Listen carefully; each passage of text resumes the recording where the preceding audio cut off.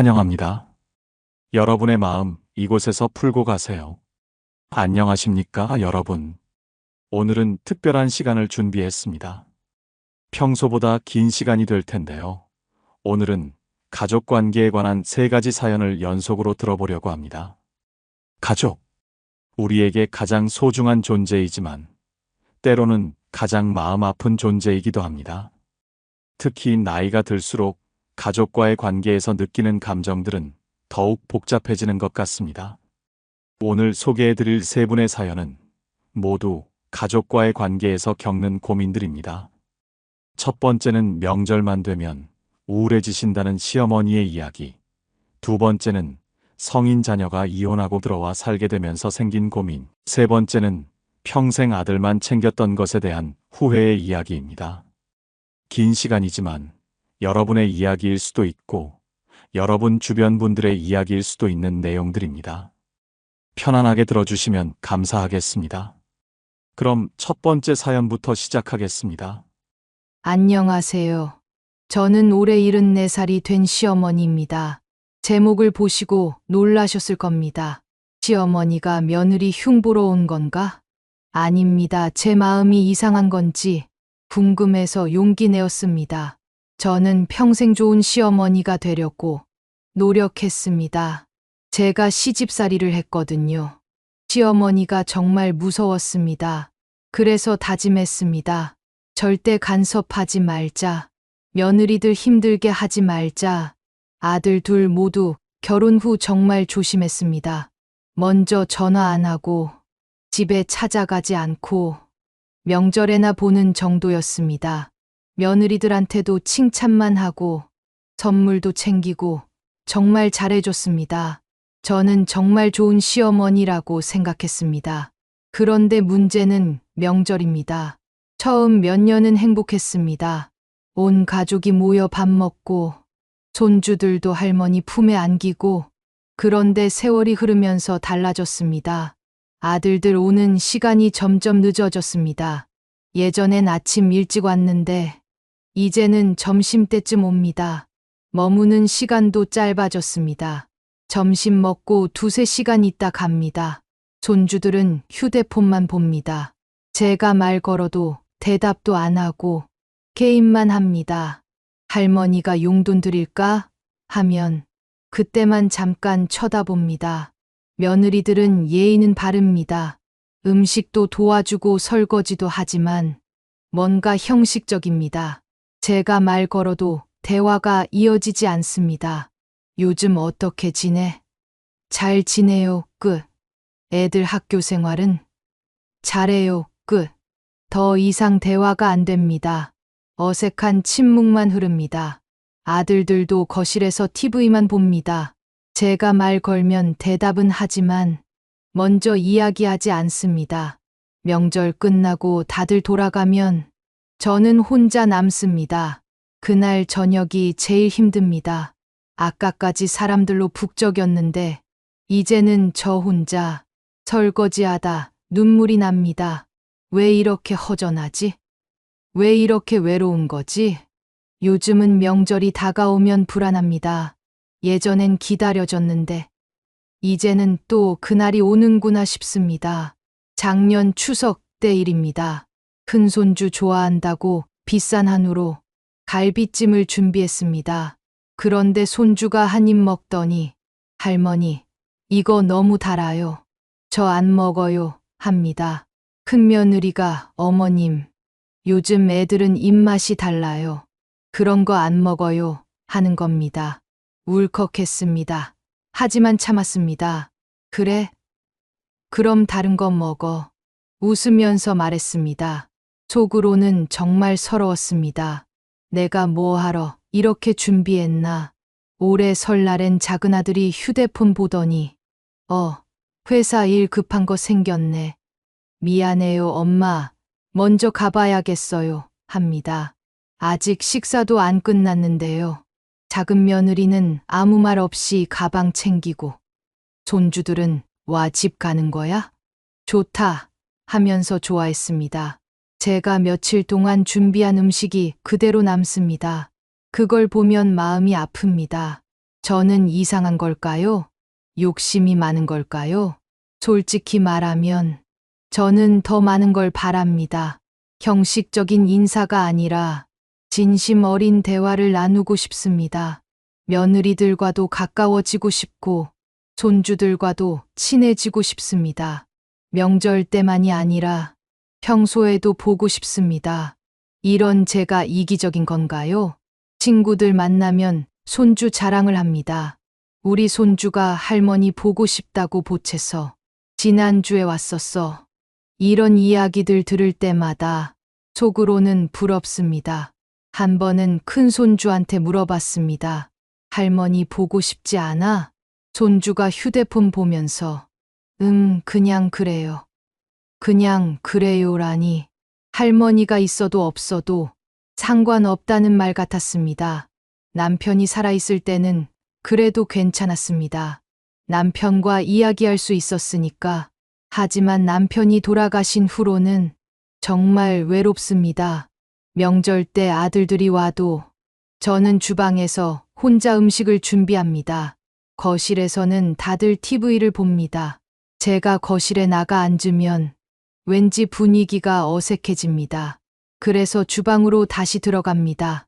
주방에서 설거지하며 거실 소리를 듣습니다. 다들 웃으면서 이야기하는 소리. 저 사람들은 행복해 보이는데 왜 나는 이렇게 외로울까? 명절 끝나고 혼자 남으면 텔레비전을 켜놓지만 무슨 내용인지 안 들어옵니다. 저녁 먹을 때가 제일 외롭습니다. 아까까지 여러 명이 먹었는데 이제는 저 혼자 남은 음식을 며칠 동안 먹습니다. 먹으면서 이걸 왜 이렇게 많이 만들었을까 생각합니다. 하지만 다음 명절에도 또 똑같이 준비합니다. 혹시 이번엔 아들들이 맛있게 먹어줄지. 요즘 명절 끝나고 며칠은 정말 우울합니다. 아무것도 하기 싫고 그냥 누워만 있고 싶습니다. 친구한테 말했더니 그래도 아들들이 명절에 오기만 해도 다행이야. 나는 며느리랑 싸워서 몇 년째 못 보고 있어 하더군요. 그 말에 제가 욕심이 많은 건가 싶었습니다. 하지만 솔직한 제 마음은 아들들이 형식이 아니라 정말 저를 보고 싶어서 왔으면 좋겠습니다. 제가 뭘 잘못한 걸까요? 제가 어떻게 해야 할까요? 여러분, 이 사연을 들으시면서 어떤 생각이 드셨나요? 혹시 비슷한 경험이 있으신 분들도 계실 것 같습니다. 아니면 반대로 이 사연 속 며느리나 아들의 입장에 계신 분들도 계실 것 같습니다. 저는 이 사연을 읽으면서 정말 마음이 아팠습니다. 사연을 보내주신 분께서 얼마나 외로우실지, 얼마나 서러우실지 느껴졌습니다. 하지만 동시에 이 상황에는 여러 측면이 있다는 것도 알고 있습니다. 며느리들도 아들들도 손주들도 각자의 입장이 있을 것입니다. 먼저 사연을 보내주신 분께 말씀드리고 싶습니다. 당신의 감정은 지극히 자연스럽고 당연한 것입니다. 당신은 전혀 이상하지 않습니다. 욕심이 많은 것도 아닙니다. 나이가 들면서 가족과의 친밀감을 원하는 것은 인간의 기본적인 욕구입니다. 특히 배우자를 잃고 혼자 사시는 상황에서 자녀들과 손주들이 당신에게 얼마나 소중한 존재인지 충분히 이해합니다. 당신은 좋은 시어머니가 되려고 정말 노력하셨습니다. 간섭하지 않고 조용히 계시고 며느리들을 배려하셨습니다. 그것은 정말 훌륭한 일입니다. 하지만 여기서 문제가 생긴 것 같습니다. 당신이 너무 조용히 계시려고 하신 나머지 오히려 당신의 존재감이 희미해진 것은 아닐까요? 많은 분들이 좋은 시어머니가 되기 위해 간섭하지 않는 것, 조용히 있는 것이 최선이라고 생각하십니다. 물론 과도한 간섭은 문제입니다. 하지만 반대로 너무 거리를 두는 것도 문제가 될 수 있습니다. 관계는 양방향입니다. 한쪽이 너무 물러나 있으면 관계는 점점 멀어집니다. 당신이 며느리들을 어려워하지 않게 하려고 조용히 계셨다면 며느리들도 당신을 어떻게 대해야 할지 몰라서 더 조심스러워 했을 수 있습니다. 당신이 아들들에게 부담 주지 않으려고 먼저 연락하지 않았다면 아들들도 엄마가 괜찮으신가 보다 하고 생각했을 수 있습니다. 당신이 손주들에게 간섭하지 않으려고 거리를 두었다면 손주들은 할머니를 그냥 명절에 보는 분으로만 인식했을 수 있습니다. 이것은 당신 잘못이 아닙니다. 당신은 최선을 다하셨습니다.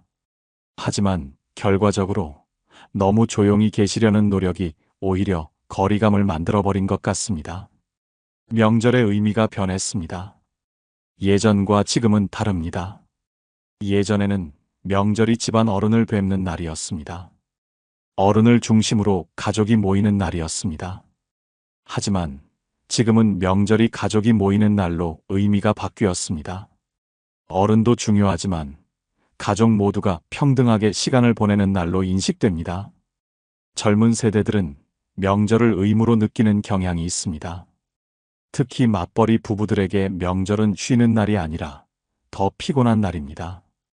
음식 준비하고, 먼 길 운전하고, 여러 집안 방문하고, 그래서 명절이 끝나면 더 피곤합니다. 이것이 옳다거나 그르다는 게 아닙니다. 단지 세대 간 인식의 차이가 있다는 것입니다. 며느리들의 입장도 생각해 볼 필요가 있습니다. 며느리들은 아마도 당신을 싫어하지 않을 것입니다. 오히려 당신이 간섭하지 않으시는 것에 대해 감사하게 생각할 것입니다. 하지만 그렇다고 해서 가까워지는 것은 아닙니다. 며느리들은 여전히 당신을 시어머니로 봅니다. 편하게 대할 수 있는 사이가 아니라 조심해야 하는 사이로 생각합니다. 며느리들도 명절이 편하지 않습니다. 시댁에 가는 것 자체가 긴장됩니다. 내가 뭘 잘못하면 어쩌지? 시어머니가 뭐라고 하시면 어쩌지? 하는 걱정을 합니다. 그래서 며느리들은 최대한 실수하지 않으려고 합니다. 예의 바르게 행동하고 도와드리고 조심스럽게 대합니다. 하지만 그것이 형식적으로 보일 수 있습니다. 며느리들이 대화를 짧게 끝내는 이유도 어쩌면 뭐라고 대답해야 할지 모르겠어서일 수 있습니다. 시어머니와 무슨 이야기를 나눠야 할지, 어떻게 대화를 이어가야 할지 모르는 것입니다. 손주들은 더 솔직합니다. 손주들에게 할머니 집은 재미없는 곳입니다. 게임도 할 수 없고, 친구들도 만날 수 없고, 그냥 가만히 앉아 있어야 하는 곳입니다. 손주들은 할머니를 사랑하지만 잘 알지 못합니다. 1년에 몇 번 보는 사이라서 할머니가 어떤 분인지, 무슨 이야기를 좋아하시는지, 어떻게 지내시는지 모릅니다. 손주들에게 할머니는 명절에 용돈 주시는 분 정도로 인식됩니다. 가혹한 말처럼 들리지만 이것이 현실입니다. 그렇다면 어떻게 해야 할까요? 구체적인 조언을 드리겠습니다. 첫째, 당신의 마음을 솔직하게 표현하십시오. 하지만 비난하는 방식이 아니라 당신의 감정을 있는 그대로 표현하는 것입니다. 엄마가 외롭다. 너희들이 보고 싶다. 손주들과 더 친해지고 싶다고 말하십시오. 너희들은 왜 자주 안 오느냐? 며느리들은 왜 형식적이냐가 아니라 엄마의 솔직한 마음을 전하는 것입니다. 아들들에게 전화하십시오. 그리고 이렇게 말해 보십시오. 아들아, 엄마가 솔직히 말할게. 명절 때 너희들이 와주는 건 정말 감사해. 하지만 너희들이 가고 나면 엄마가 너무 외로워. 혼자 있는 게 힘들어. 명절 때만 보는 게 아니라 평소에도 가끔 보고 싶어. 이렇게 말하는 것이 부담을 주는 게 아닐까 걱정하실 수 있습니다. 하지만 아들들은 당신이 외로운지 모를 수 있습니다. 당신이 말하지 않으면 아들들은 엄마는 괜찮으신가 보다라고 생각합니다. 둘째, 명절 방식을 바꿔보십시오. 지금까지는 당신이 음식을 준비하고 아들들이 와서 먹고 가는 방식이었습니다. 이 방식을 바꿔보십시오. 예를 들어, 이번 명절에는 엄마가 음식 안 할게. 우리 밖에서 같이 식사하자고 제안해 보십시오. 식당에서 같이 식사를 하면 주방에서 혼자 시간을 보낼 필요가 없습니다. 모두가 테이블에 앉아서 같이 이야기할 수 있습니다. 또는 이번에는 큰 집에서 하자. 다음에는 작은 집에서 하자고 제안해 보십시오. 항상 당신 집에서만 하는 게 아니라 돌아가면서 하는 것입니다. 셋째, 평소의 관계를 만드십시오. 명절에만 보니까 어색한 것입니다. 평소의 관계를 만들어야 합니다. 일주일에 한 번씩 아들들에게 전화하십시오. 긴 통화가 아니어도 됩니다. 5분, 10분이라도 좋습니다. 오늘 뭐 했어? 건강은 어때? 애들은 잘 지내? 이런 간단한 대화를 나누십시오.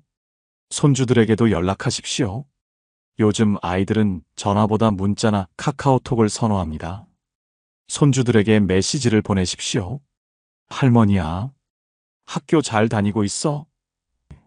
오늘 날씨가 좋네. 건강 조심해.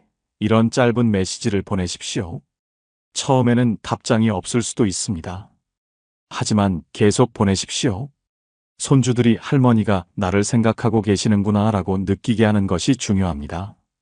넷째, 며느리들과의 관계를 다시 만드십시오. 며느리들에게 먼저 다가가십시오.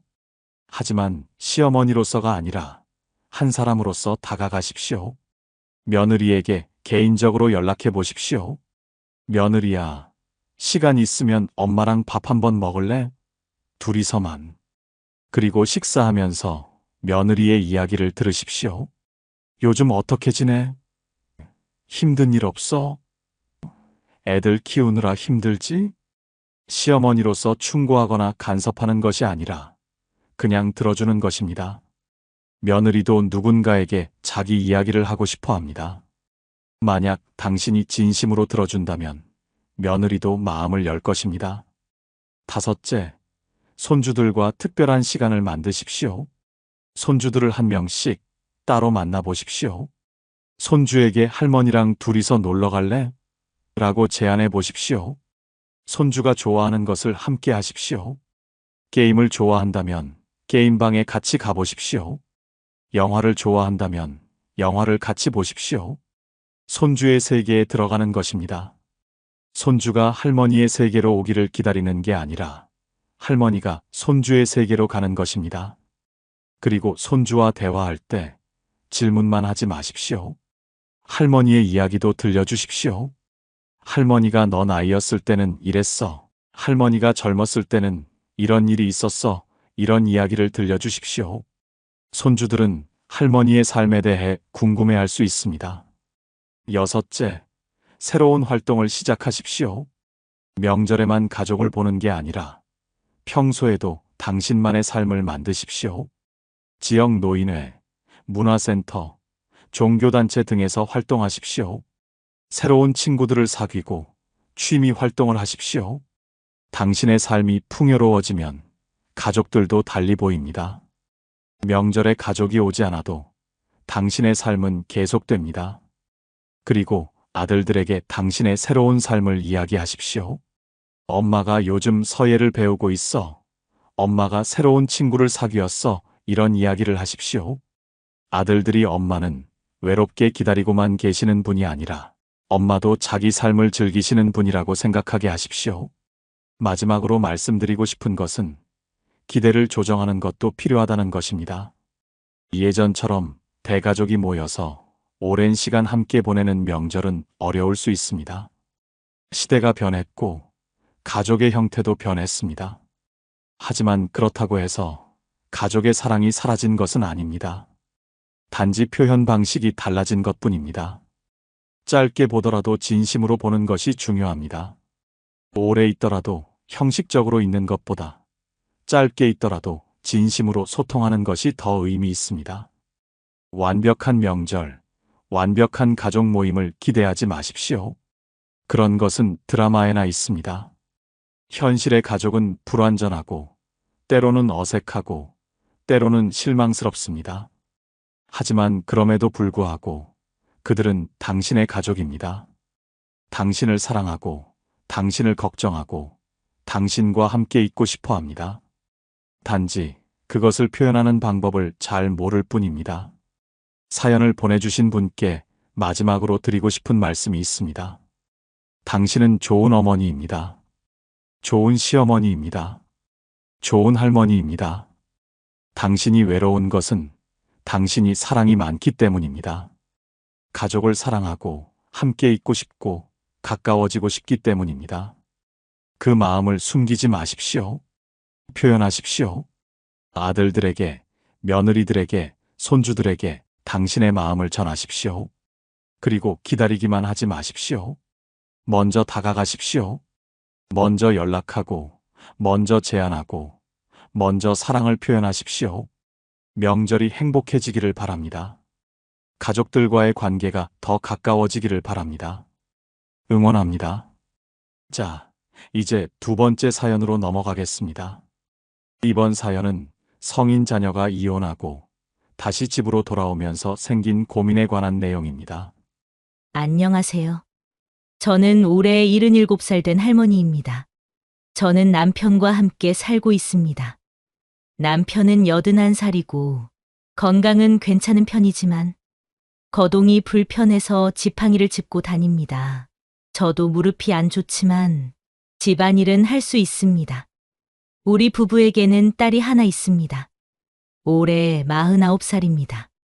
딸은 20살 때 결혼했습니다. 그때는 저희가 말렸습니다.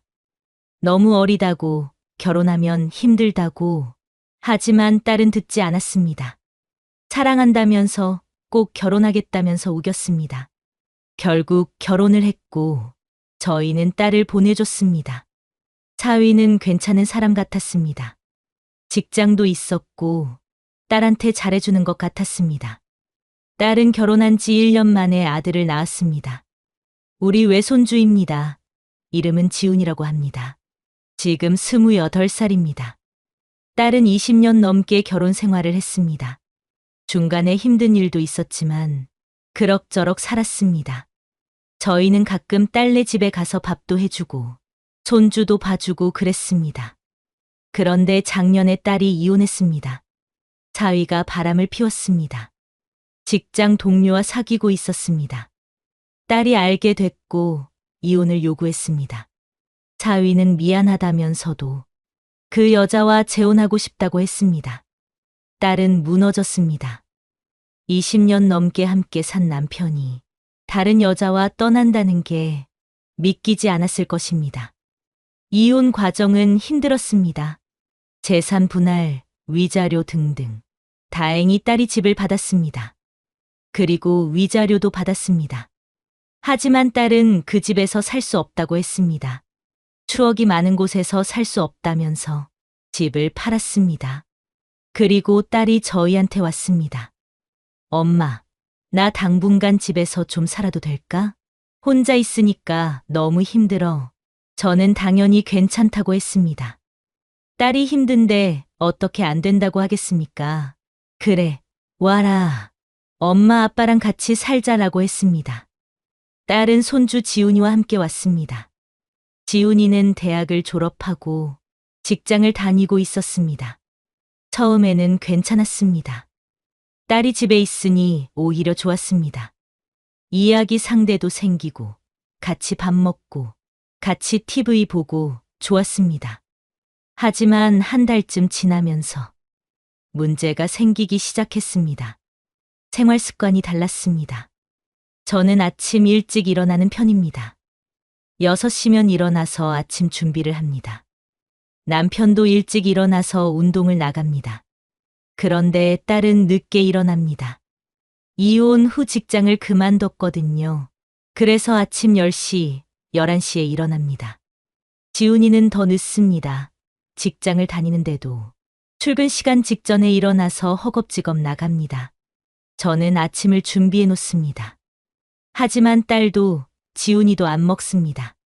딸은 아침은 안 먹어요 라고 하고 지훈이는 시간 없어요 라고 하면서 그냥 나갑니다. 제가 정성껏 준비한 아침이 남습니다. 남편과 저 둘이서만 먹습니다. 처음에는 이해했습니다. 딸이 힘들어서 그러겠지. 지훈이는 바빠서 그러겠지 하고요. 하지만 매일 그러니까 마음이 상했습니다. 거실도 문제였습니다. 저희 집은 크지 않습니다. 방이 3개 있는데 하나는 저희 부부 방, 하나는 딸 방, 하나는 지훈이 방으로 쓰고 있습니다. 거실은 공동 공간입니다. 저는 거실에서 TV를 봅니다. 남편도 거실에서 쉽니다. 그런데 딸이 거실을 점령했습니다. 소파에 누워서 하루 종일 TV를 봅니다. 아니면 휴대폰을 봅니다. 저랑 남편이 거실에 가면 딸이 불편해합니다. 엄마, TV 채널 좀 그대로 놔둬요. 내가 보고 있었어요. 아빠, 소파 좀 비켜요. 내가 여기 누워 있었다고요. 저희가 딸한테 눈치를 봅니다. 저희 집인데 말입니다. 주방도 문제입니다. 저는 주방을 항상 깨끗하게 유지합니다. 설거지는 바로바로 하고, 가스레인지도 닦고 싱크대도 정리합니다.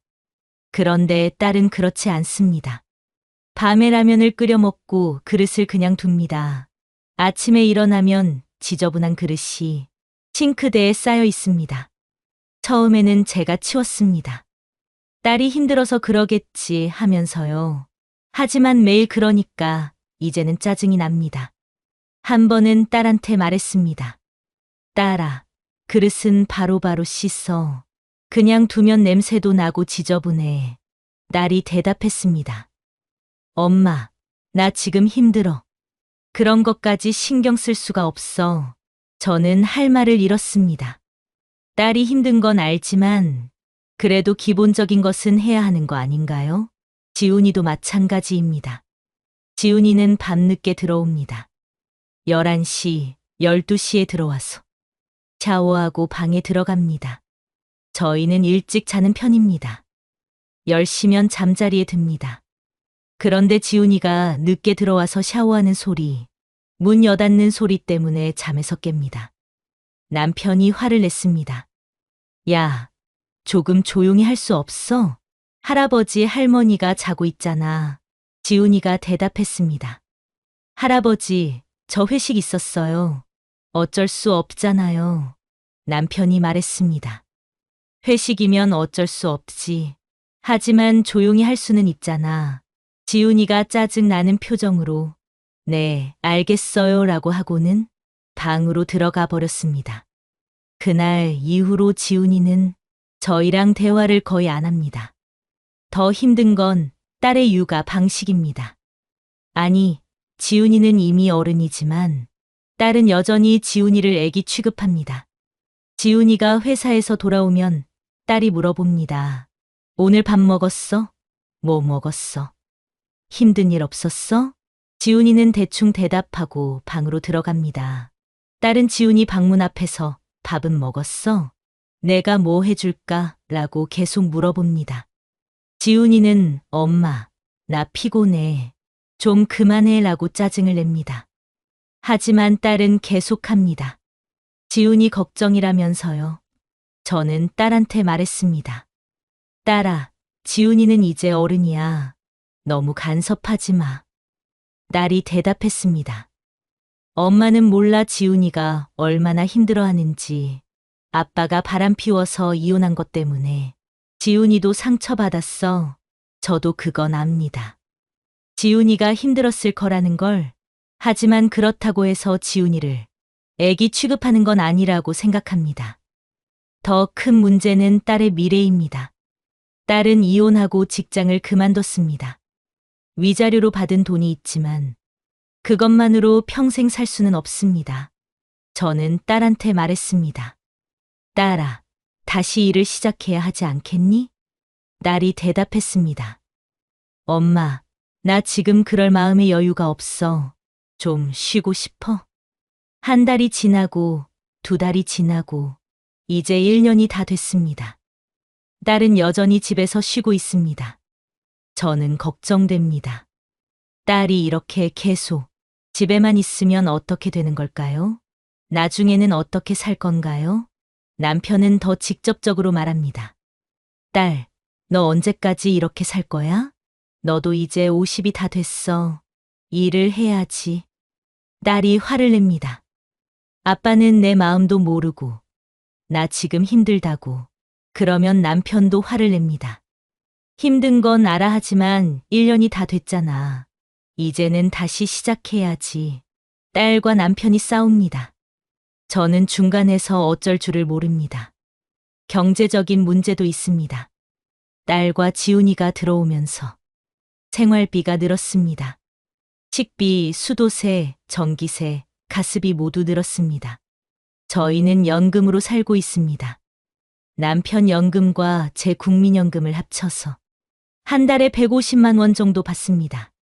저희 둘이서 살기에는 넉넉하지는 않지만 그럭저럭 괜찮았습니다. 하지만 이제 내 식구가 됐습니다. 식비만 해도 2배 이상 듭니다. 전기세도 많이 나옵니다. 딸이 하루 종일 집에 있으니까요. 지훈이는 자기 월급으로 자기 것만 씁니다. 생활비는 내지 않습니다. 한 번은 제가 지훈이한테 말했습니다. 지훈아, 같이 살면 생활비를 좀 내야 하는 거 아니야?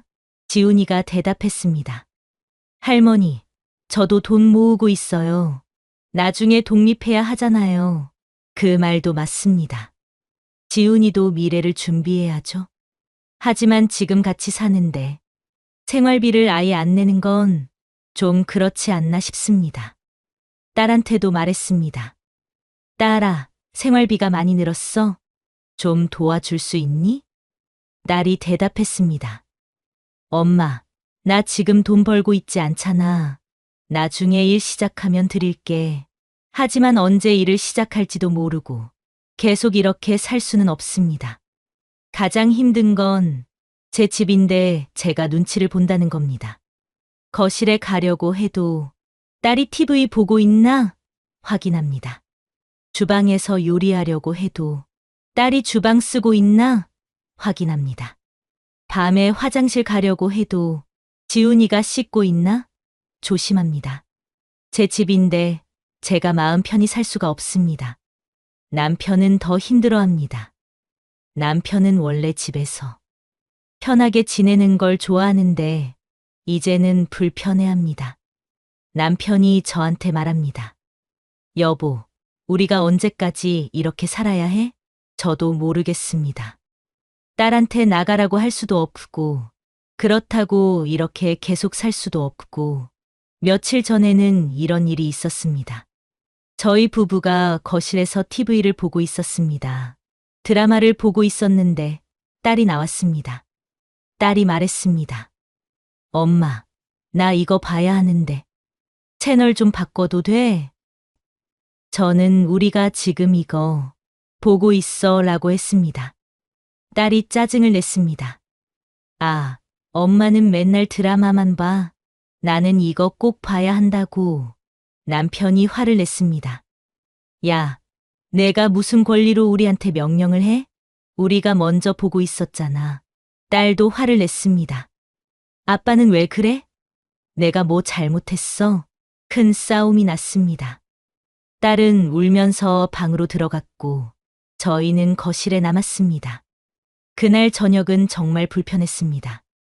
딸은 방에서 안 나왔고 저는 밥을 차려놨지만 딸을 부를 수가 없었습니다. 남편이 말했습니다. 이렇게 살 수는 없어. 딸한테 제대로 말해야 해. 저도 알고 있습니다. 하지만 어떻게 말해야 할까요? 딸아, 나가서 살아라고 할 수는 없습니다. 딸이 힘든 상황인데 어떻게 그런 말을 하겠습니까? 하지만 이대로 계속 살 수도 없습니다. 저희 부부의 삶도 중요합니다. 저희도 편하게 살 권리가 있습니다. 친구한테 이 이야기를 했더니 친구가 말했습니다. 내가 너무 참아. 딸한테 제대로 말해야 해. 같이 살려면 규칙을 정해야지. 그래서 저는 용기를 내서 딸과 대화를 시도했습니다.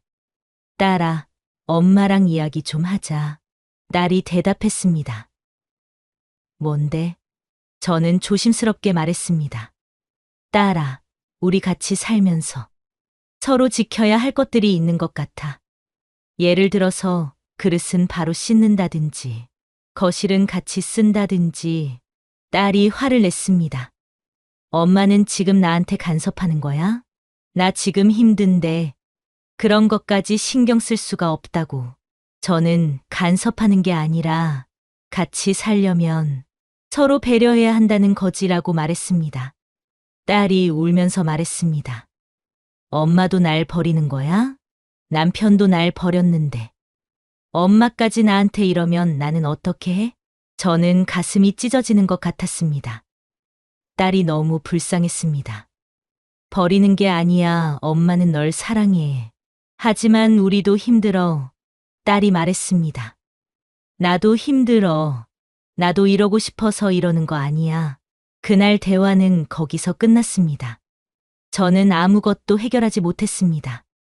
밤에 남편과 이야기했습니다. 여보, 우리 어떻게 해야 해? 남편이 말했습니다. 딸한테 기한을 정해줘야 해. 예를 들어 6개월 안에 일을 구해서 나가라고. 저는 그럴 수 없다고 했습니다. 그렇게 하면 딸이 얼마나 상처받겠어. 딸이 지금 힘든데. 남편이 화를 냈습니다. 그럼 우리는 안 힘들어? 우리도 나이 많은데 이렇게 스트레스 받으면서 살아야 해? 남편 말도 맞습니다. 저희도 힘듭니다.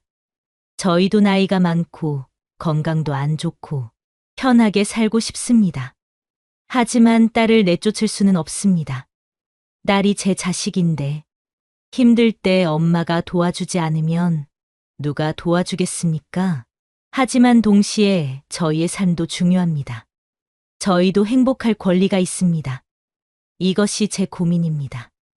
딸을 사랑하지만 딸과 사는 게 힘듭니다. 딸을 도와주고 싶지만 제 삶도 소중합니다. 딸에게 나가라고 할 수도 없고 계속 이렇게 살 수도 없습니다. 지훈이와의 관계도 걱정됩니다. 예전에는 외손주가 귀여웠는데 이제는 지훈이를 보면 불편합니다. 지훈이도 저희를 불편해하는 것 같습니다. 이대로 가다가는 가족 관계가 다 망가질 것 같습니다. 어떻게 해야 할까요? 딸에게 어떻게 말해야 할까요? 딸을 상처 주지 않으면서도 저희의 입장을 전달할 수 있을까요? 같이 살면서도 서로 행복할 수 있는 방법이 있을까요? 아니면 딸에게 독립을 권유해야 할까요? 하지만 딸이 아직 준비가 안 됐는데 그렇게 하면 딸이 감당할 수 있을까요? 제가 너무 이기적인 걸까요? 딸이 힘들 때 더 참고 기다려줘야 하는 걸까요?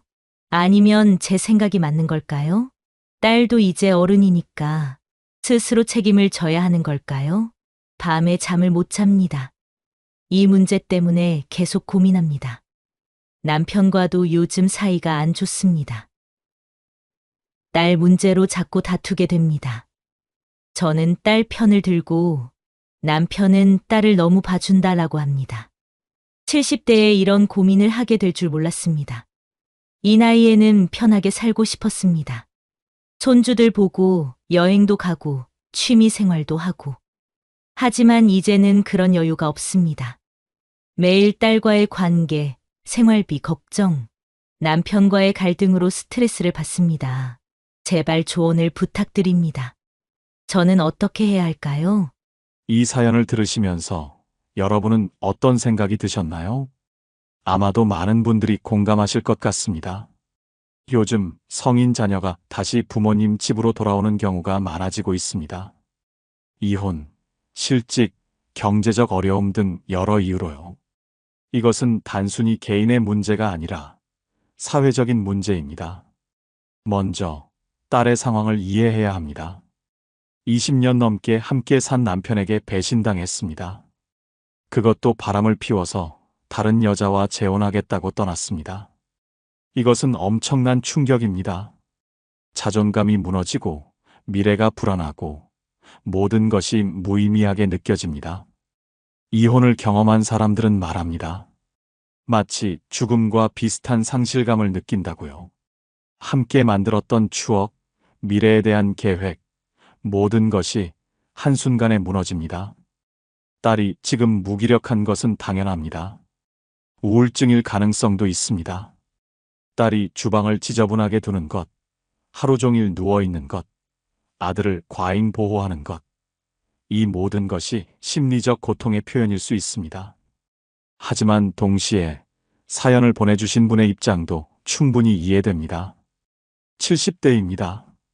남은 인생을 편하게 살고 싶은 나이입니다. 하지만 이제 다시 자녀를 돌봐야 하는 상황이 됐습니다. 경제적으로도 부담이 됩니다. 연금으로 겨우 살아가는데 2명이 더 늘어났습니다. 무엇보다 자기 집에서 눈치를 봐야 한다는 것이 가장 힘든 것 같습니다. 이것은 당신 잘못이 아닙니다. 딸을 도와주고 싶은 마음과 자신의 삶을 지키고 싶은 마음, 2가지 모두 정당합니다. 이 상황에는 세대 간 기대의 차이도 있습니다. 어머님 세대는 집안일은 기본, 생활 규칙은 지켜야 한다. 아침은 함께 먹어야 한다 같은 가치관을 가지고 있습니다. 하지만 딸 세대는 다릅니다.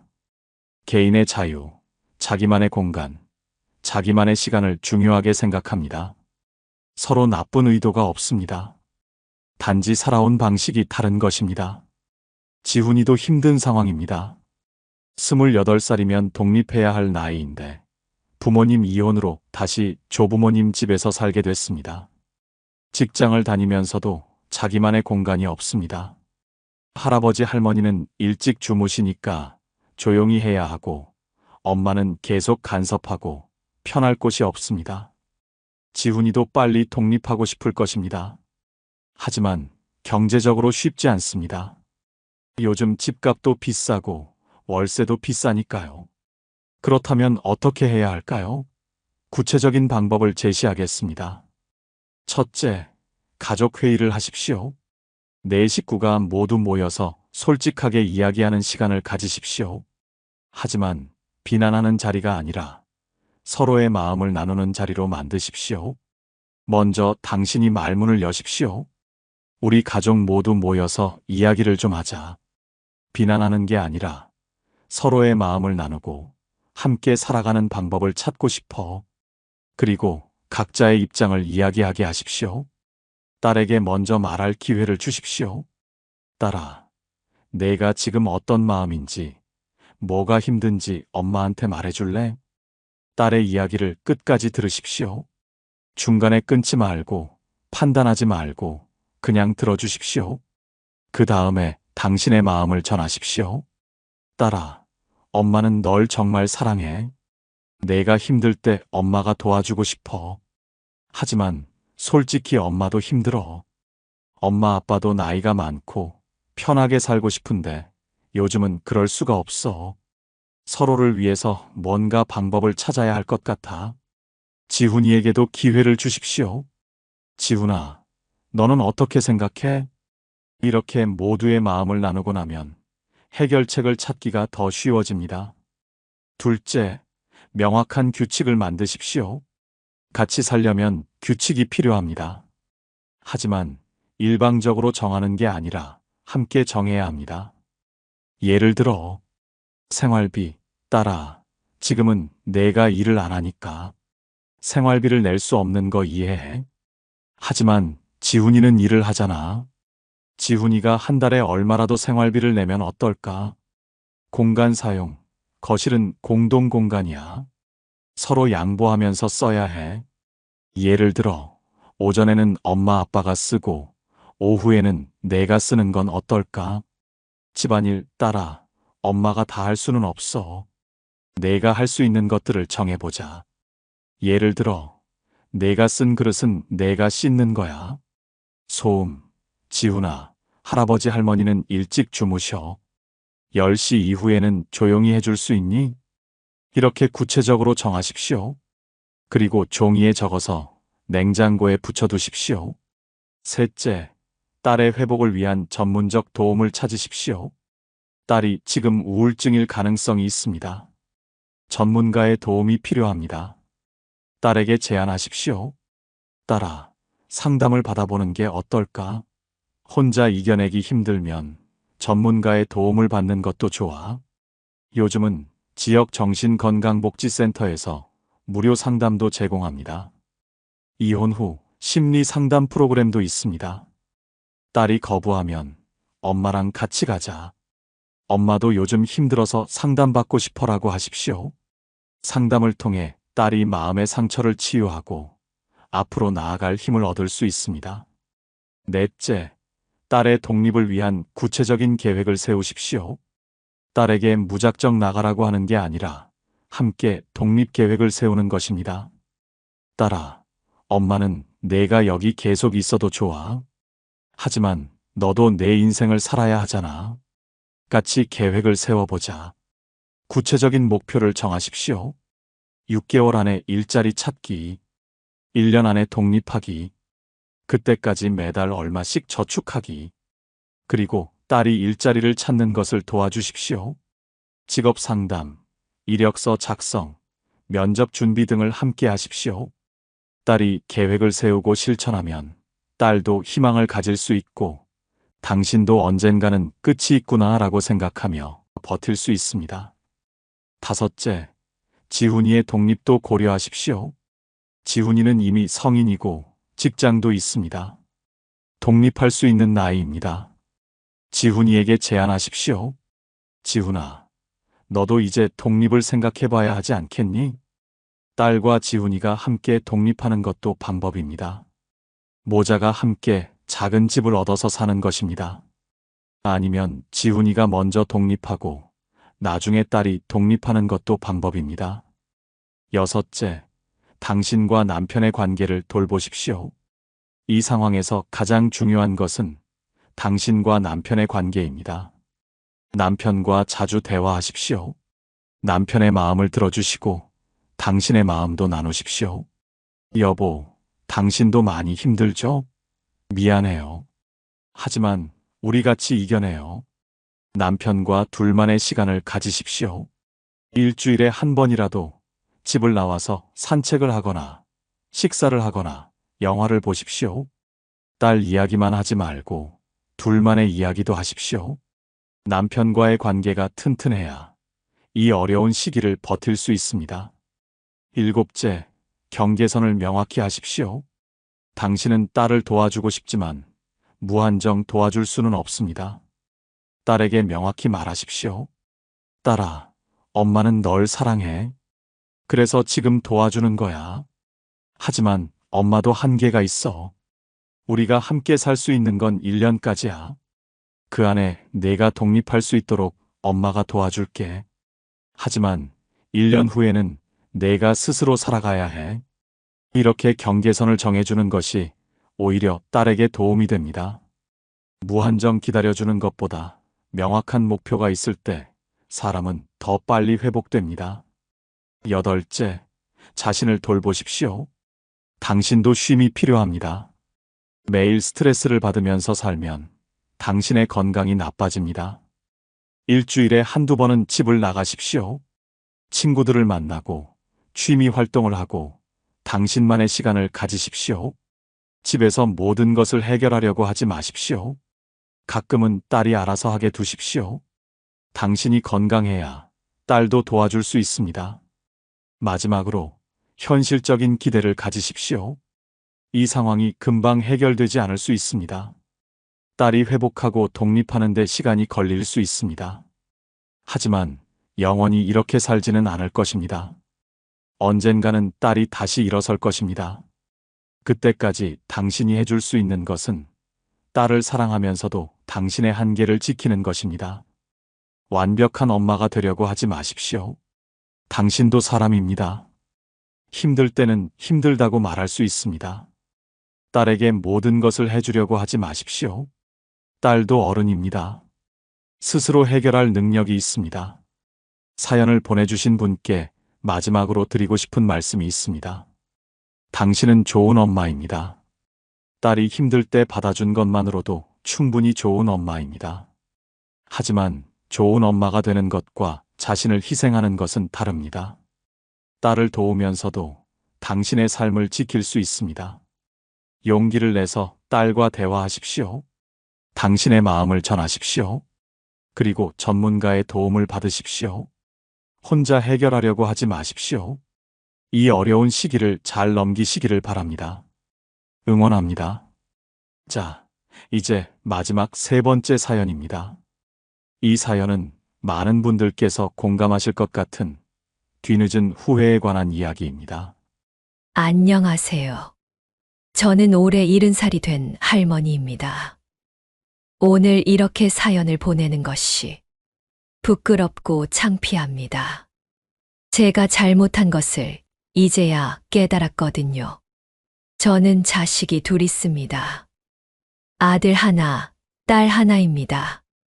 아들은 올해 48세, 딸은 45세입니다. 솔직히 고백하자면 저는 평생 아들만 챙겼습니다. 우리 세대는 그랬습니다. 아들이 귀했고, 아들이 중요했고, 아들이 전부였습니다. 딸은 그냥 시집 가면 남의 집 사람이 되는 거라고 생각했습니다.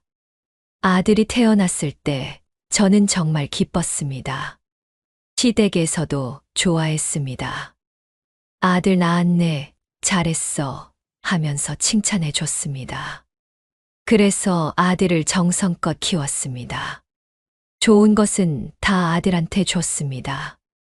맛있는 음식도 아들 먼저, 새 옷도 아들 먼저, 용돈도 아들한테 더 많이 줬습니다. 아들이 공부를 잘했습니다. 그래서 저는 더욱 아들한테 투자했습니다. 학원도 보내고 과외도 시켰습니다. 대학도 좋은데 보내야 한다고 생각했습니다. 딸이 태어났을 때는 솔직히 실망했습니다. 아들을 하나 더 낳고 싶었는데 딸이었습니다. 시댁에서도 아들 하나 더 낳아야지라고 했습니다.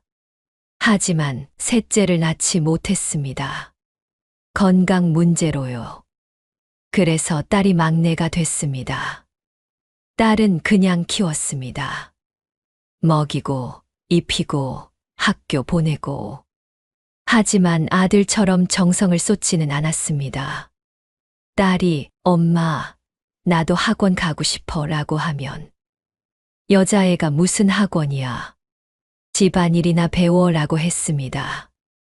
딸이 엄마, 나도 새 옷 사주세요 라고 하면 내 언니 옷 물려받아 입어.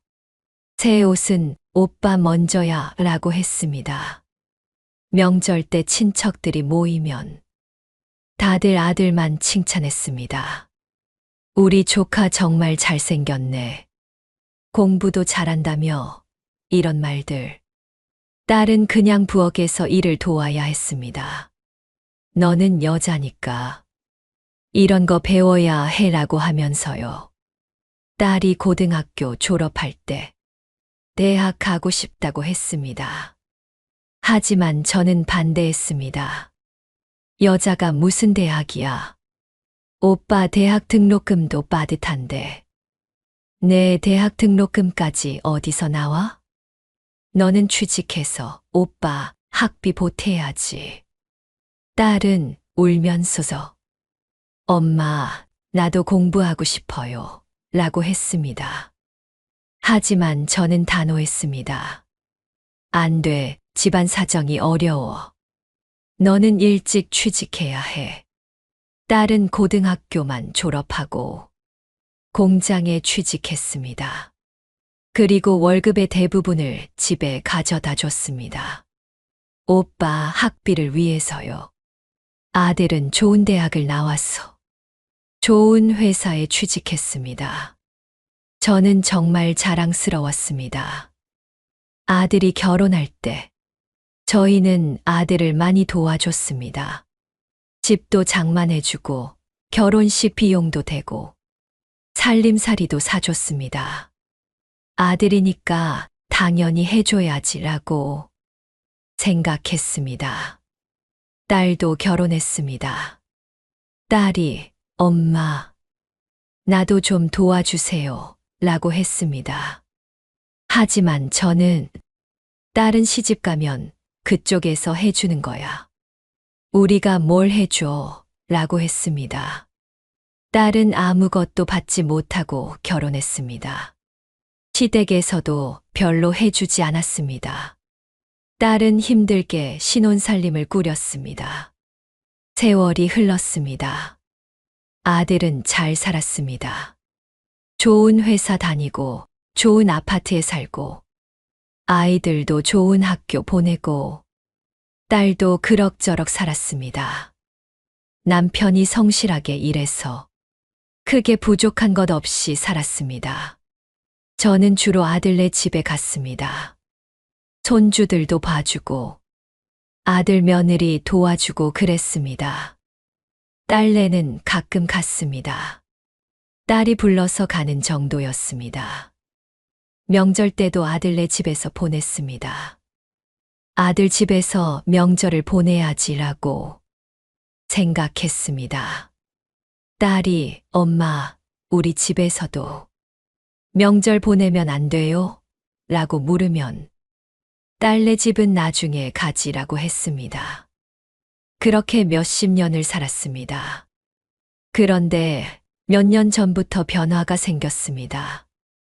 남편이 아파서 쓰러졌습니다. 중풍이었습니다. 다행히 목숨은 건졌지만 반신불수가 됐습니다. 저는 남편을 돌봐야 했습니다. 혼자서는 힘들었습니다. 아들한테 도움을 청했습니다.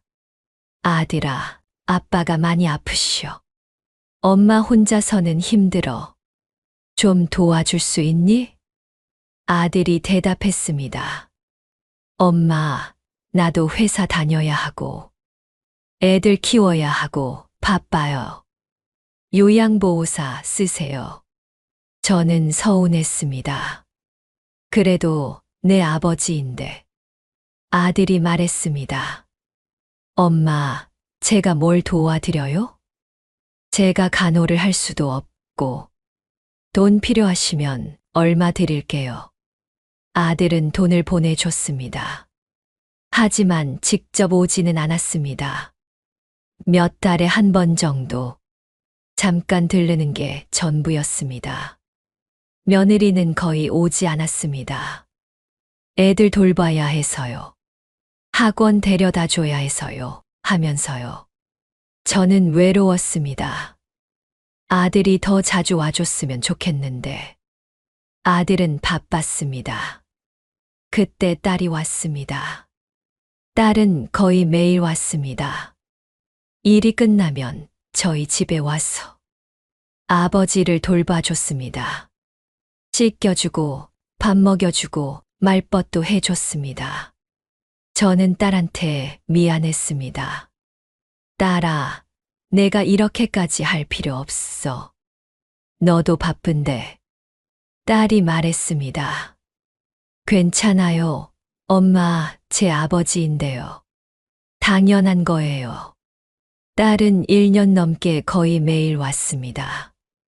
주말에는 하루 종일 있으면서 저를 도와줬습니다. 그때 저는 깨달았습니다. 평생 아들만 챙겼는데 정작 제가 힘들 때 곁에 있어준 건 딸이었습니다. 아들은 돈을 보내줬지만 딸은 시간을 내줬습니다. 아들은 요양보호사 쓰세요라고 했지만 딸은 직접 와서 돌봐줬습니다.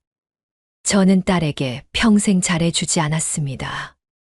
아들만 챙겼습니다.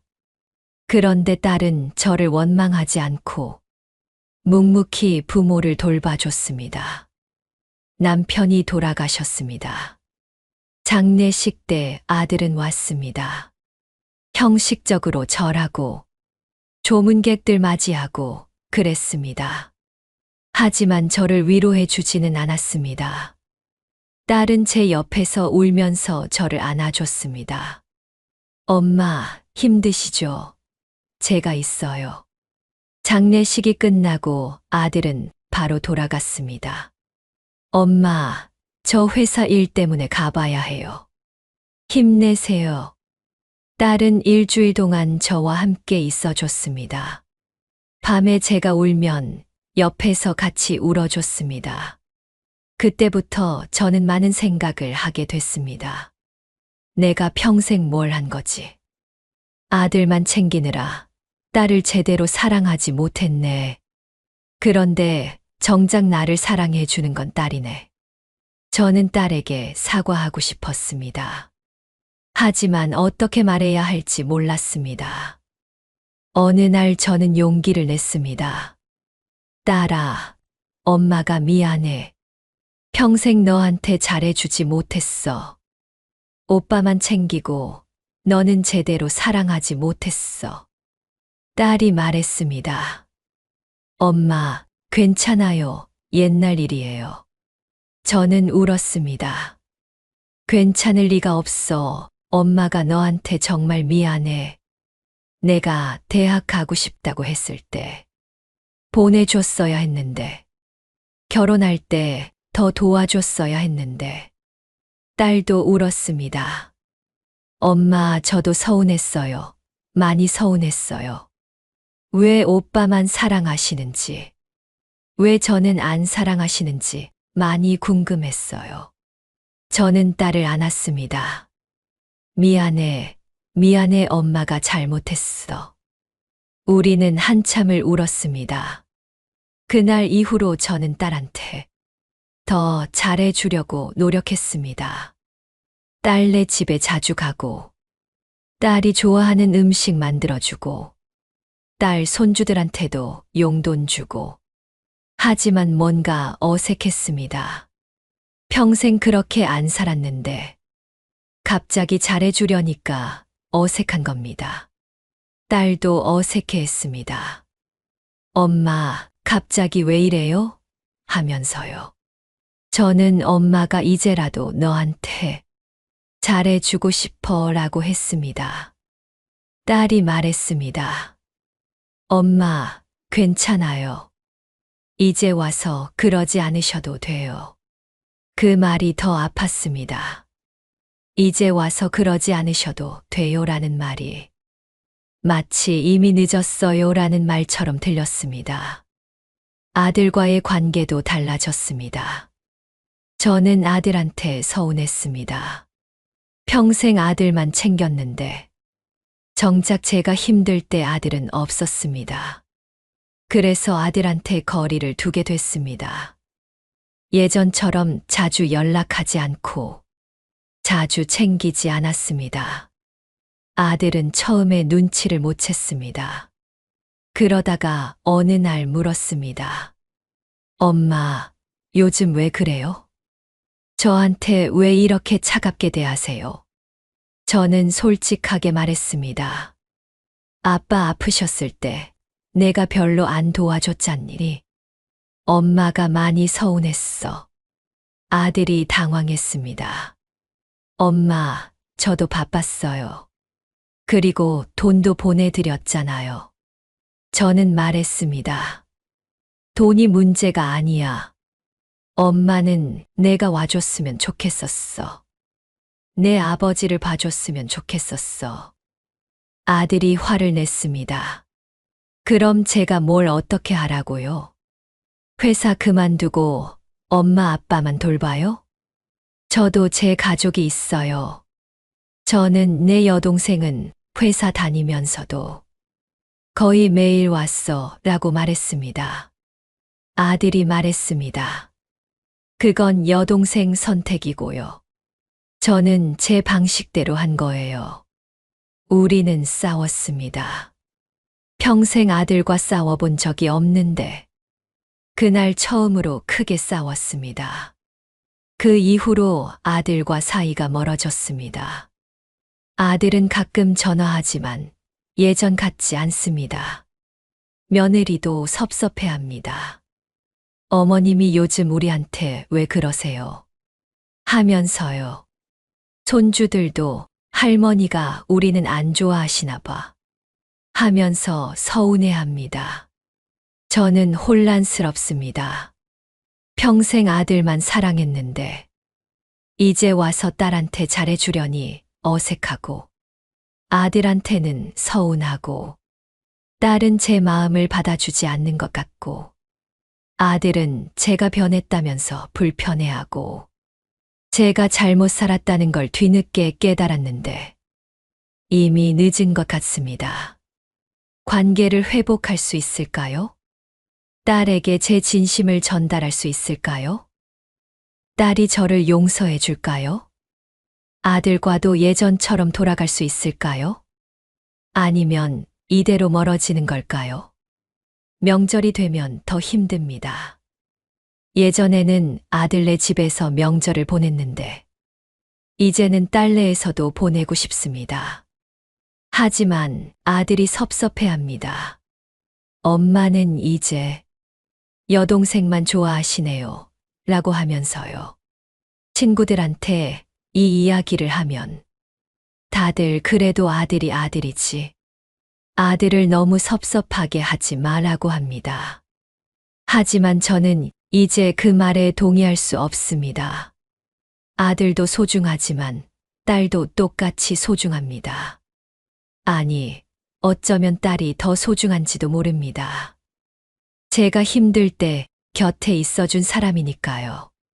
하지만 평생 아들만 챙긴 제가 이제 와서 딸한테 잘해주려니 모든 게 서투릅니다. 딸한테 뭘 해줘야 할지, 어떻게 말해야 할지, 어떻게 하면 딸이 제 마음을 받아줄지 모르겠습니다. 그리고 아들과의 관계도 걱정됩니다. 아들한테 서운한 건 사실이지만 그래도 제 아들인데 이렇게 멀어져도 되는 건지 모르겠습니다. 요즘 밤에 잠을 못 잡니다. 과거에 대한 후회와 미래에 대한 걱정으로 가슴이 답답합니다. 내가 평생 잘못 살았구나. 이제 와서 깨달아도 이미 늦었구나. 이런 생각이 듭니다. 저 같은 사람에게도 기회가 있을까요? 이제라도 딸과의 관계를 제대로 만들 수 있을까요? 그리고 아들과도 다시 가까워질 수 있을까요? 제발 조언을 부탁드립니다. 저는 어떻게 해야 할까요? 여러분, 이 사연을 들으시면서 어떤 생각이 드셨나요? 아마 많은 분들이 복잡한 감정을 느끼셨을 것 같습니다. 어떤 분들은 사연 속 어머니에게 공감하실 수도 있고, 어떤 분들은 딸의 입장에서 속상하셨을 수도 있습니다. 이 사연은 우리 세대의 많은 분들이 가지고 있는 후회이기도 합니다. 먼저 말씀드리고 싶은 것은 사연을 보내주신 분이 나쁜 사람이 아니라는 것입니다. 그분은 그 시대의 가치관 속에서 살았습니다. 그 시대에는 아들이 중요했고, 딸은 시집가면 남의 집 사람이 된다고 생각했습니다. 그것이 옳다는 게 아닙니다. 하지만 그것이 그 시대의 보편적인 생각이었습니다. 많은 어머니들이 그렇게 살았습니다. 아들한테 모든 것을 주고 딸은 희생시켰습니다. 그것이 좋은 어머니라고 믿었습니다. 아들을 잘 키우는 것이 가문을 이어가는 것이고 집안을 빛내는 것이라고 생각했습니다. 하지만 시대가 변했습니다. 가치관도 변했습니다. 이제는 아들과 딸이 평등합니다. 딸도 똑같이 사랑받아야 하고, 똑같이 교육받아야 하고, 똑같이 대우받아야 합니다. 사연을 보내주신 분은 이것을 뒤늦게 깨달았습니다. 그리고 후회하고 계십니다. 딸이 얼마나 상처받았을지 상상이 갑니다. 어릴 때부터 오빠만 사랑받는 걸 보면서 자랐습니다. 왜 나는 안 돼? 하고 물어도 여자애니까라는 대답만 들었습니다. 대학 가고 싶었지만 못 갔습니다. 오빠 학비를 위해 자신은 희생해야 했습니다. 결혼할 때도 도움을 못 받았습니다. 오빠는 집도 받고 결혼식 비용도 받았는데 자신은 아무것도 받지 못했습니다. 명절 때도 항상 오빠네 집에서 보냈습니다. 엄마는 오빠네에만 가셨습니다. 그 모든 상처들이 쌓였을 것입니다. 하지만 딸은 부모를 원망하지 않았습니다. 아버지가 아프셨을 때 매일 와서 돌봐드렸습니다. 왜 그랬을까요? 딸은 부모를 사랑했기 때문입니다. 비록 부모님이 자신을 차별했지만 그래도 자신의 부모님이기 때문입니다. 딸의 그 큰 마음을 우리는 인정해야 합니다. 아들의 입장도 생각해 볼 필요가 있습니다. 아들은 평생 사랑받으며 자랐습니다. 엄마가 모든 것을 해줬습니다. 그래서 아들은 그것이 당연하다고 생각했을 수 있습니다. 엄마는 원래 나를 챙기는 분이야 라고요. 아버지가 아프셨을 때 아들은 돈을 보냈습니다. 아들의 방식대로 효도를 한 것입니다. 아들은 요양보호사를 쓰는 것이 더 전문적이고 엄마한테도 편하다라고 생각했을 수 있습니다.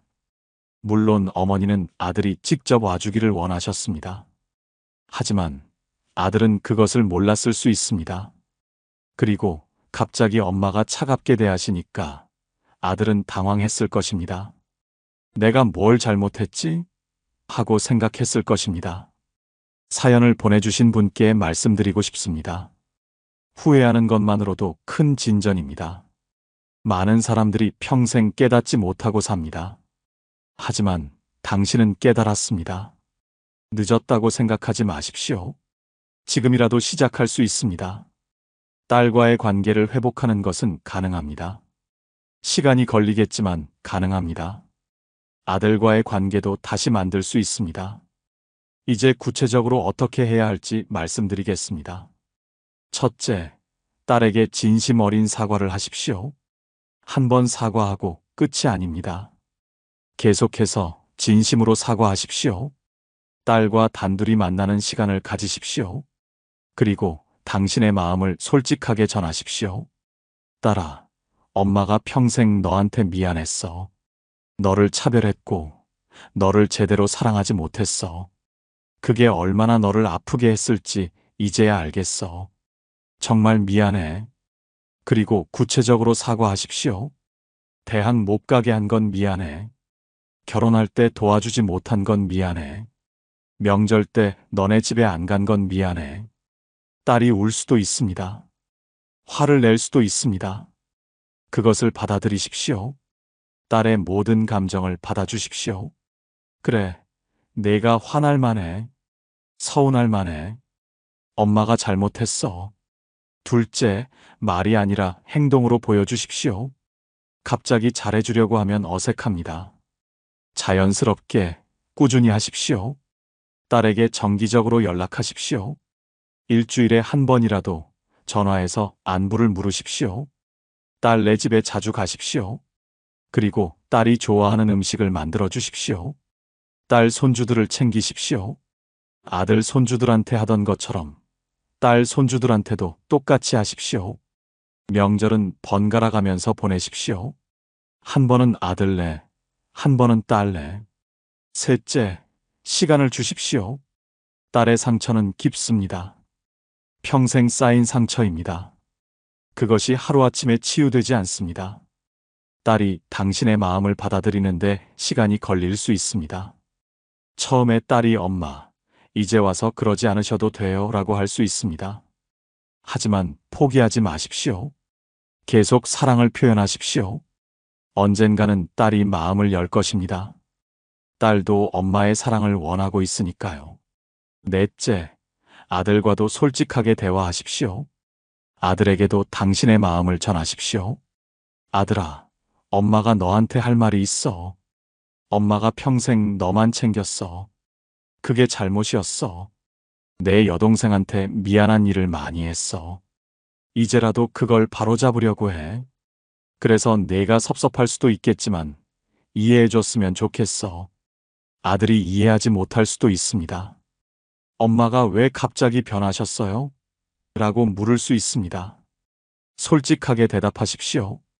아빠가 아프셨을 때 내 여동생이 얼마나 헌신했는지 봤어. 그리고 깨달았어. 엄마가 평생 잘못 살았구나. 이제라도 바로잡아야겠다고 생각했어.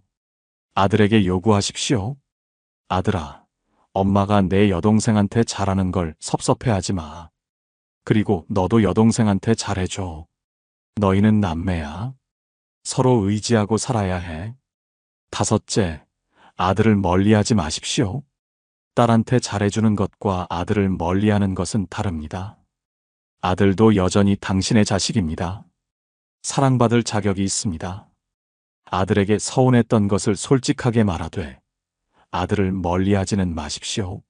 아들아, 아빠 아프셨을 때 내가 더 자주 와줬으면 좋았을 텐데. 그게 엄마는 많이 서운했어. 하지만 엄마는 여전히 널 사랑해. 우리 사이가 나빠지는 건 원하지 않아. 아들과 딸을 평등하게 사랑하십시오. 이제는 한쪽에 치우치지 말고 둘 다 똑같이 사랑하십시오. 6째, 구체적인 보상을 고려하십시오. 과거에 딸에게 해주지 못한 것들을 이제라도 해주십시오. 만약 경제적 여유가 있다면 딸에게 금전적으로 보상해주는 것도 방법입니다. 딸아, 대학 못 보내준 건 미안해. 이제라도 뭔가 해주고 싶어. 내가 필요한 게 있니? 물론 돈이 모든 것을 해결하지는 못합니다. 하지만 과거의 불평등을 조금이라도 바로잡는 것은 의미가 있습니다. 유산 상속을 계획할 때도 딸에게 더 많이 주는 것을 고려하십시오. 평생 아들한테 더 많이 줬으니 이제는 딸에게 더 많이 주는 것이 공평합니다. 7째, 딸의 가족들과도 관계를 만드십시오. 딸의 남편, 딸의 자녀들과도 가까워지십시오. 딸의 남편을 사위로서 존중하십시오. 예전에는 아들 사위로 대했다면 이제는 제대로 대우하십시오. 딸의 자녀들, 외손주들을 아들의 자녀들만큼 챙기십시오. 생일도 챙기고 용돈도 주고 관심도 가져주십시오. 외손주들이 당신을 진심으로 할머니로 느끼게 해주십시오. 8째, 주변 사람들의 말에 흔들리지 마십시오. 친구들이 그래도 아들이 아들이지라고 말할 수 있습니다. 하지만 그 말에 흔들리지 마십시오. 아들도 소중하고 딸도 소중합니다. 똑같이 소중합니다. 당신이 이제 깨달은 진실을 지키십시오. 9째, 자신을 용서하십시오. 과거에 대해 너무 자책하지 마십시오. 당신은 그 시대의 가치관 속에서 최선을 다했습니다. 잘못이 있었지만 당신은 나쁜 사람이 아닙니다. 이제 깨달았다면 이제부터 다르게 행동하면 됩니다. 과거를 바꿀 수는 없지만 현재와 미래는 바꿀 수 있습니다. 자신을 용서하고 앞으로 나아가십시오. 10번째, 인내심을 가지십시오. 관계 회복에는 시간이 걸립니다. 딸이 처음에는 당신의 변화를 의심할 수 있습니다. 엄마가 왜 갑자기 이러시지? 언제 또 돌아가시려나? 하지만 계속 일관되게 행동하십시오. 시간이 지나면 딸도 당신의 진심을 알게 될 것입니다. 아들도 처음에는 불만을 가질 수 있습니다. 하지만 시간이 지나면 이해하게 될 것입니다. 사연을 보내주신 분께 말씀드리고 싶습니다. 늦지 않았습니다. 지금이라도 시작할 수 있습니다. 딸은 당신을 사랑합니다. 아버지가 아프셨을 때 매일 온 것이 그 증거입니다. 딸이 이제 와서 그러지 않으셔도 돼요 라고 말한 것은 당신을 거부하는 게 아닙니다. 오히려 엄마가 미안해하지 않으셨으면 좋겠어요. 저는 엄마를 사랑해요 라는 뜻일 수 있습니다. 딸에게 계속 사랑을 표현하십시오. 말로, 행동으로. 아들과의 관계도 회복할 수 있습니다. 아들에게 솔직하게 이야기하고 아들의 입장도 이해하려고 노력하십시오. 시간이 걸리겠지만 당신의 두 자녀와 모두 좋은 관계를 만들 수 있습니다. 이 사연을 듣고 계신 다른 분들께도 말씀드리고 싶습니다. 혹시 지금도 아들과 딸을 차별하고 계신가요? 지금이라도 멈추십시오. 아들과 딸은 평등합니다.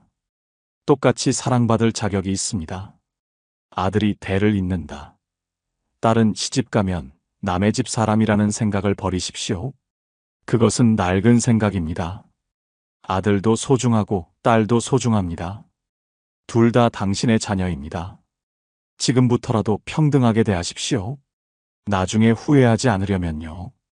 그리고 혹시 부모님한테 차별받으며 자랐던 분들이 계신가요? 당신의 상처를 인정하십시오. 그것은 정당한 상처입니다. 하지만 가능하다면 부모님을 용서하십시오. 부모님도 그 시대의 가치관 속에서 살았습니다. 용서한다고 해서 과거가 없었던 일이 되는 것은 아닙니다. 하지만 용서는 당신을 자유롭게 합니다. 부모님이 이제라도 변하려고 노력하신다면 그 노력을 인정해 주십시오. 사연을 보내주신 분께 마지막으로 드리고 싶은 말씀입니다.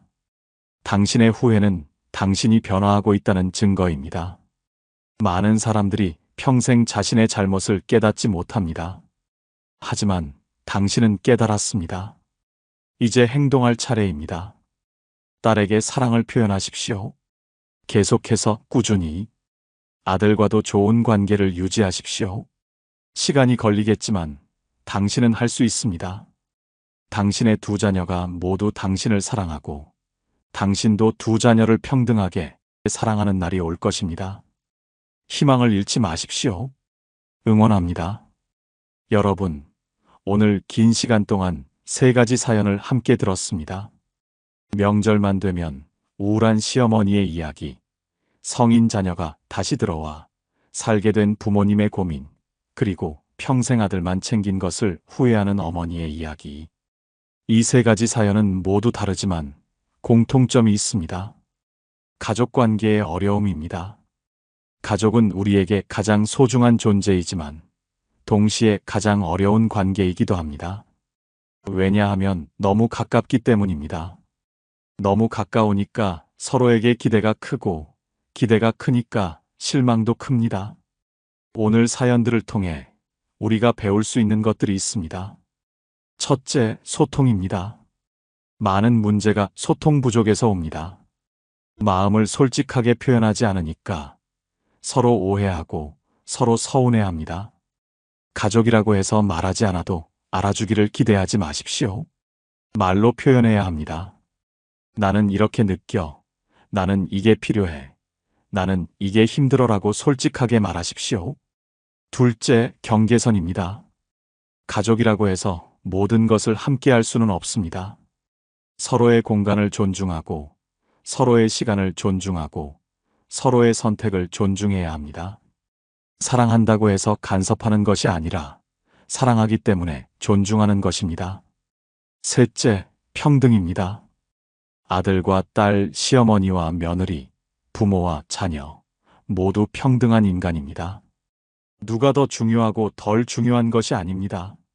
모두가 존중받을 자격이 있고 모두가 사랑받을 자격이 있습니다. 넷째, 변화의 가능성입니다. 관계는 고정된 것이 아닙니다. 변화할 수 있습니다. 지금 관계가 좋지 않더라도 노력하면 좋아질 수 있습니다. 지금 관계가 좋더라도 노력하지 않으면 나빠질 수 있습니다. 관계는 계속 가꾸어야 하는 정원과 같습니다. 다섯째, 용서와 화해입니다. 완벽한 가족은 없습니다. 모두 실수하고 모두 상처를 줍니다. 중요한 것은 완벽하게 사는 것이 아니라 실수했을 때 인정하고 사과하고 용서하고 다시 시작하는 것입니다. 오늘 이 사연들을 들으시면서 혹시 자신의 이야기라고 느끼신 분들이 계신가요? 혹시 명절이 우울하신가요? 그렇다면 가족들에게 당신의 마음을 솔직하게 전해 보십시오. 혹시 성인 자녀와 함께 살면서 힘드신가요? 그렇다면 명확한 규칙을 만들고 전문가의 도움도 받아보십시오. 혹시 자녀들을 차별하며 키우셨나요? 그렇다면 지금이라도 바로잡으십시오. 늦지 않았습니다. 가족 관계는 우리 삶에서 가장 중요한 부분입니다. 돈이 많아도 건강해도 가족 관계가 좋지 않으면 행복할 수 없습니다. 반대로 경제적으로 어렵고 건강이 좋지 않아도 가족 관계가 좋으면 행복할 수 있습니다. 여러분의 가족 관계를 돌아보십시오. 혹시 소홀히 한 가족이 있나요? 오늘 전화해 보십시오. 혹시 서운한 마음을 숨기고 있나요? 용기를 내어 이야기해 보십시오. 혹시 사과하지 못한 일이 있나요? 지금이라도 사과하십시오. 인생은 짧습니다. 나이가 들수록 시간이 빨리 갑니다. 후회하지 않으려면 지금 행동해야 합니다. 오늘이 아니면 내일, 내일이 아니면 모레, 이렇게 미루다 보면 결국 후회만 남습니다. 지금 당장 소중한 가족에게 연락하십시오. 사랑해, 고마워, 미안해 이 말들을 하십시오. 말하지 않으면 아무도 모릅니다. 마지막으로 여러분께 희망의 메시지를 전하고 싶습니다. 가족 관계는 어렵지만 그만큼 아름답습니다. 힘들 때 곁에 있어주는 사람, 슬플 때 함께 울어주는 사람, 기쁠 때 같이 웃어주는 사람. 그것이 가족입니다. 완벽하지 않아도 괜찮습니다. 서로 노력하면 됩니다. 실수해도 괜찮습니다. 사과하고 다시 시작하면 됩니다. 지금 관계가 좋지 않아도 괜찮습니다. 변화할 수 있습니다. 포기하지 마십시오. 가족은 평생 함께 가야 할 사람들입니다. 그 긴 여정을 행복하게 가기 위해서는 서로를 이해하고, 서로를 존중하고, 서로를 사랑해야 합니다. 여러분의 가족 관계가 더 좋아지기를 진심으로 바랍니다. 여러분, 그리고 여러분의 가족 모두 건강하시고 행복하시기를 바랍니다. 오늘 영상을 보며 여러분은 어떤 생각이 드셨나요? 여러분의 경험과 생각을 댓글로 나눠주세요. 여러분의 이야기가 누군가에게 큰 위로와 깨달음이 될 것입니다. 오늘도 끝까지 시청해주신 여러분께 깊은 감사를 드립니다. 오늘 영상이 도움이 되셨다면 소중한 분들께 공유해 주시고 구독과 좋아요로 저를 응원해 주세요. 여러분과의 소중한 연결이 저에게 큰 힘이 됩니다. 오늘도 행복한 하루 되세요. 이상으로 마음 풀고 가세요 였습니다.